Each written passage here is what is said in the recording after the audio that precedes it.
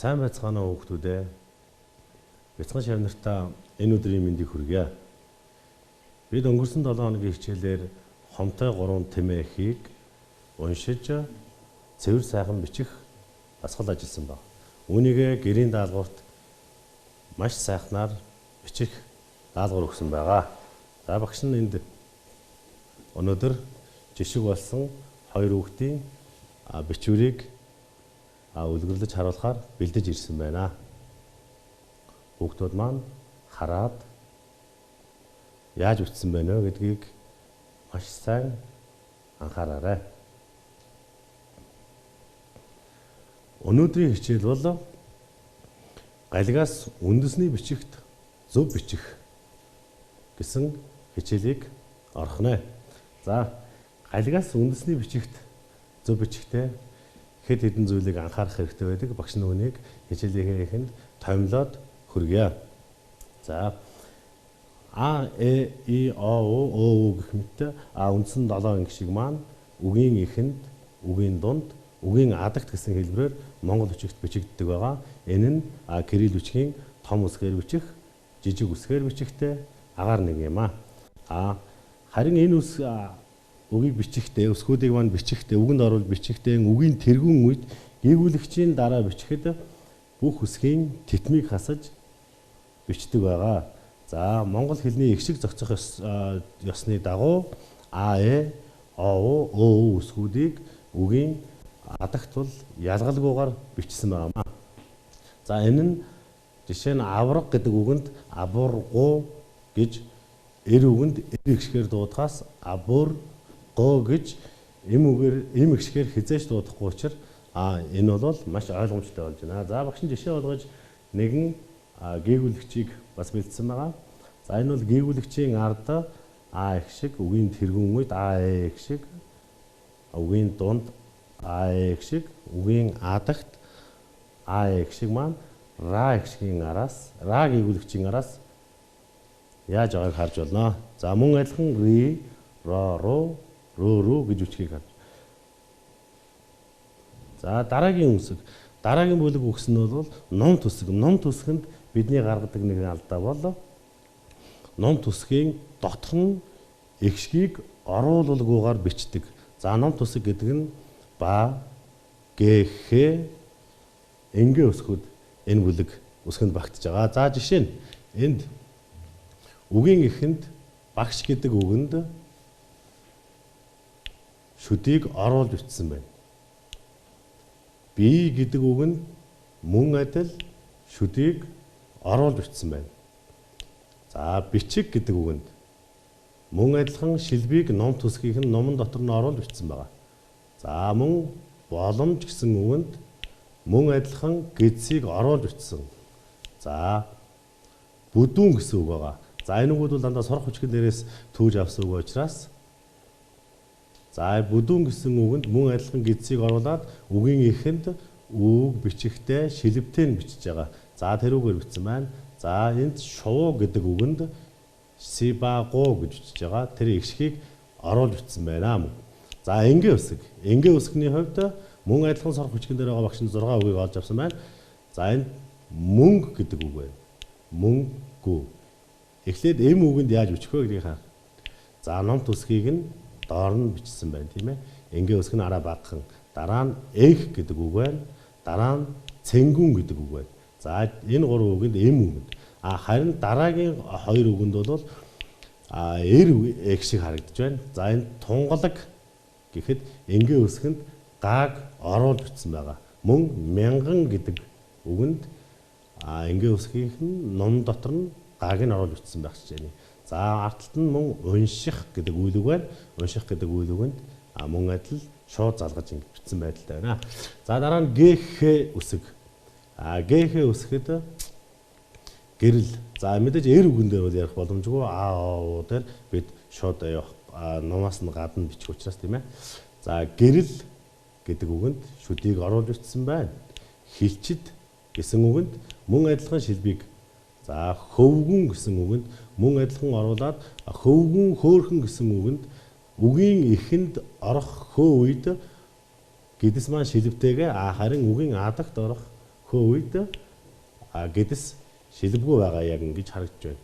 За зөөх гэж үг байна. Өргөсөн гэж үг байна тийм ээ. Эргүүгсэн гэж бичиж байгаа.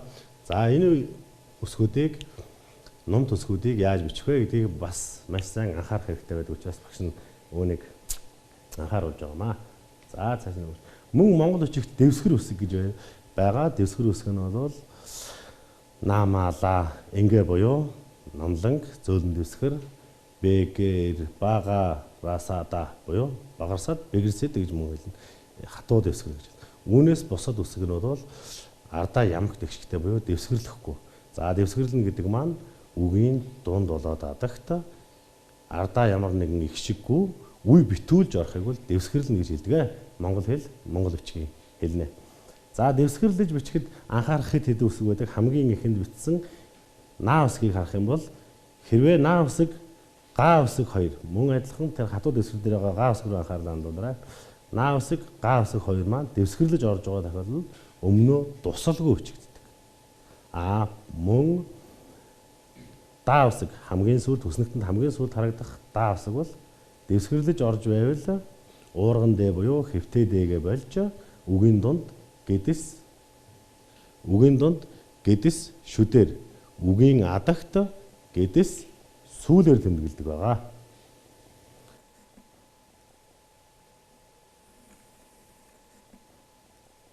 За одоо бүгдээрээ дадлага ажил хийж үзцгээе.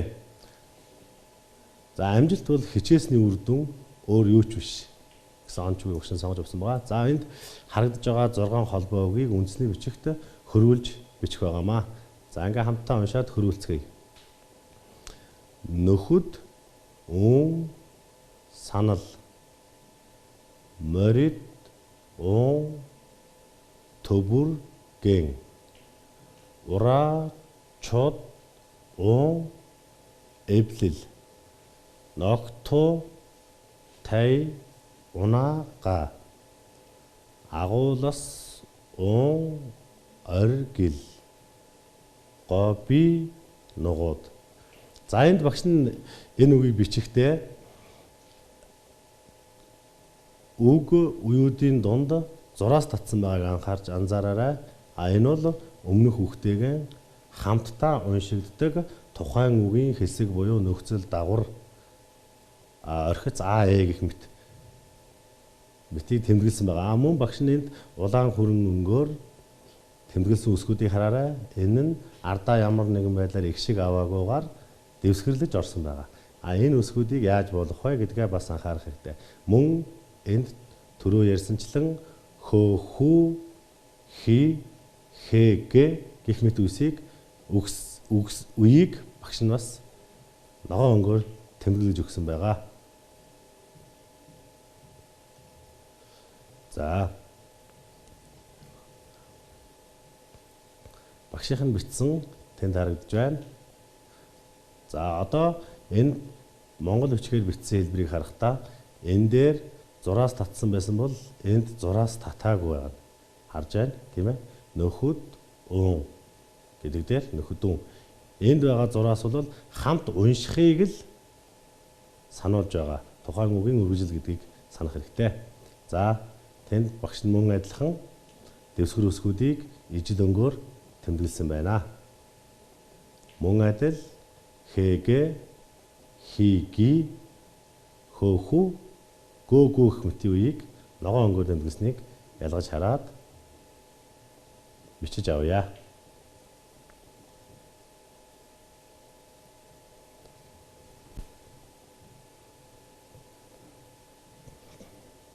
За хичээлийн маань дараагийн алхам буюу 7 хэмжиж 1 огтлол. 7 хэмжиж 1 огтлол гэдэг маань энд бичсэн үгсийг галгийг уншаад монгол бичгээр бичсэн их рүү анхаарлаа хандуулаад тэнд байх ёстой үеийг нь нөхөх ёстой байгаа. За жишээ нь хамгийн ихний үг бол холбоог бол хилчдийн тангараг. Хилчдийн тангараг гэдгийг ингээ болоод га үеийг энэ дээр нөхөх нэ. За дараагийн холбоог бол сурагчдын зөвлөл буюу сурагчдын зөвлөл гэдгийг дэвсгэр Б Л үеийг тэр нүдэнд нөхөх нь байна. Мөн дараагийн холбоог нь өхид ун хамтуулыг буюу охидын хамтлаг дээр Хи үеийг нөхөх нь байна. За дараагийн холбоог хөбэгүүд дун баг дээр дэвсгэр Г үсгийг нөхөх нь байна. За дараагийнх нь үгс ун тайлбуурыг гэдэг дээр дэвсгэр С үсэг буюу үгсийн тайлбар гэдгийг дэвсгэр С үсгийг олд нөх. За улс орон нугууд гэдгийн Р үеийг тэн дээр нөхөхөр байна. За энд багш нь сая яг өнөөдрийн хичээл маань эхлснээс хойш ярьсан онцгой үгүүдийг бид нүдэрэ харсан үгүүдийг далдалсан байгаа учраас тийм их хэцүү биш байгаа. За хамгийн ихэнд ингээ болоод га усгийг ингэж өгөөжээ. За дараагийнх нь зөвлөл охид баг үгэс орон за гэж нөхсөн байвал зөв нөхөхөр байна. За дараагийн алхам буюу бурууд нүд хурц. За багш нь энд галгийг өгсөн байна. Ард талынхаа монголчгээр бичсэн ихийг өглөө. Энд багш нь албаар хэдүүгийг алдаатай бичсэн байгаа. Алдаатай бичсэн үгсийг олж алдаагийн засаарай.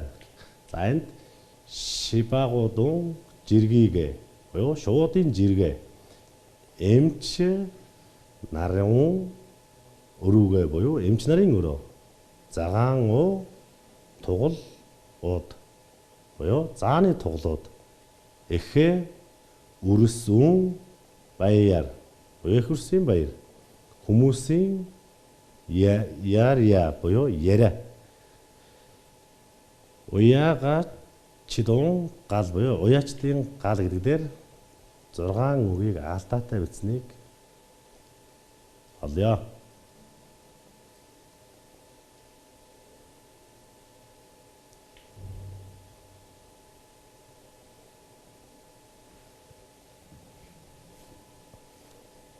За ажиглаад алдааг нь олсон бол хамтдаа шалгацгаая. За шууд шибагууд тийм ээ эмч мөн тэнд тоглоо баяр хүмүүс уяачд гэсэн 6 үгийг алдаатай бичсэн байжээ. За юу юун дээр алдаатай бичсэн бэ гэдгийг нь хэдэн эргэн санацгаая. Энд уурган дээр буюу дүгийн донд орох даа гэж бичсэн. Инглиараа шибагууд биш шибагууд даа гэж уншигдож байгаа. А энд эмчи биш эмжи гэж Ж үсгээр бичсэн байна.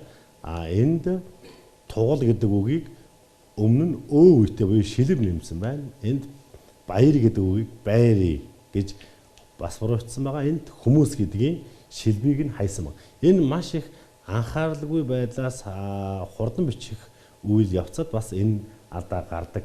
Энэ маань шилбийг нь хаях тийм ээ. За уяачд гэдэг үгийн уяа хаачд тусал орхисноос болж энэ үгийг хаа гэж уншихад хүрж байна. За одоо бүгдээрээ эрдмийг хичээлээр эрлийг сургаар буюу маш анхааралтай сурах хүчгэнээгээд сурах хүчгийн 57 дугаар талд байх эхийг үндэсний бичигт буулгацгаая. Ингэхдээ сая бичсэн холбоо өгүүд маань энд оролцсон байгааг хараарай. За эхнээс нь эхлээд багш нь маш удаан уншин зэрэг бичээд монгол өчгөрөө буулгаад яваарай. Би аха тай бан бүгд дундаа зураастай байгаа учраас хамтд нь уншин ахтайгаа гэсэн тийм ээ. Хам тоо дэвсгэр эмийг санаарай. Хиличид ун хилчдийн тангарыг за сая бид хилчдийн тангараг гэдэг үгийг үзсэн байгаа. Тийм учраас энэ бол төвгүйхэн хийж байхаа. Эргүү хүү өргөх. За багш нь тэрийг ном төсгийн жишээнээр харуулсан байгаа. Ёслолыг үзээлээ. За хамтдаа бүгдээр ахин уншия. Би ахтайгаа хамт хилчдийн тангараг өргөх ёслолыг үзлээ. За дараагийн өгүүлбэр орачод он эв лэл ун түрүү гарсан холбоог байна. Шинэ үзэс хүлэнг үзсгэлэн шинэ үзсгэлэн гарчээ. Урчуудын эвлэлийн шинэ үзсгэлэн гаржээ. Эхэ орон бан эх орныхоо 33 говь нуугууд говьнууд ян говьнуудаа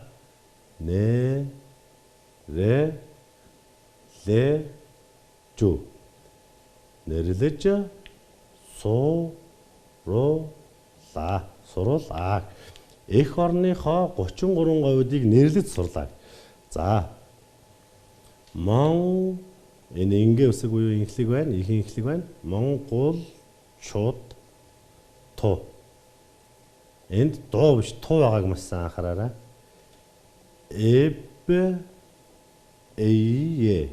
Монголчууд монголчуудад чи хула чухал болох буюу болохыг монголчуудад чухал болохыг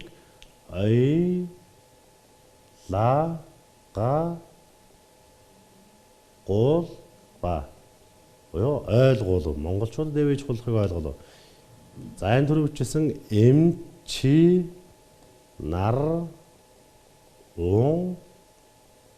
нарын өрүүгээ эмч нарын өрөө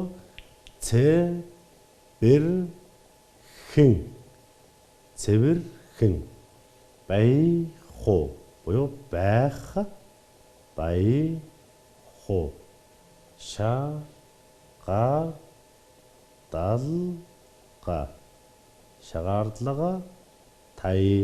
шаардлагатай. Эмч нарын өрөө цэвэрхэн байх шаардлагатай. За зааны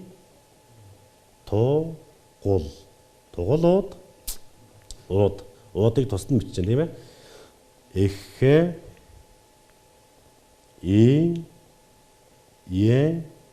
эхинхэ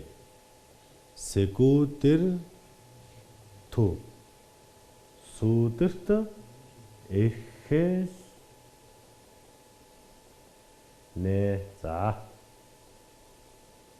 за бичиж дуусгаад хамтдаа тулгаж харцгаая. Зөв бичсэн байна уу гэдгээ. Би ахтайгаа хамт хилчдийн тангараг өргөх ёслол үзлээ. Урчуудын эвлэлийн шинэ үзэсгэлэн гаржээ. Эх орныхоо 33 говьуудыг нэрлэж сурлаа. Монголчуудад чухал болохыг ойлгуулав. Эмч нарын өрөө цэвэрхэн байх шаардлагатай. Зааны туглууд эхийнхэн сүдэрт эрхэлнэ. За багш нь энэ эхийг бичих явцдаа ногоон, улаан, цэнхэр гурван өнгөөр тусанд бичсэн зарим нэг үгс бүтээврийг ялгаж тэмдэглэсэн байгааг сайн анхаараарай. Энэ маань та бүгдийн дараагийн үзэх хичээлийн сэдвтэй холбогдох учраас анхааралтай тэмдэглэж аваарай. За ингээд гэрийн даалгаварт уйггүй хүн уул нөхлөн буюу өнөөдрийн үзсэн хичээлээ баттгаад сурах хүчгийнхээ 57 дугаар талд байх 3-4 дугаар дасгалыг зааврын дагуу гүйцэтгээд үлгэрийг гэр бүлийнхэндээ ярьж өгөөрэй. Өнөөдрийн хичээл энэ хүрээд өндөрлөж байна. Баяртай хүүхдүүд.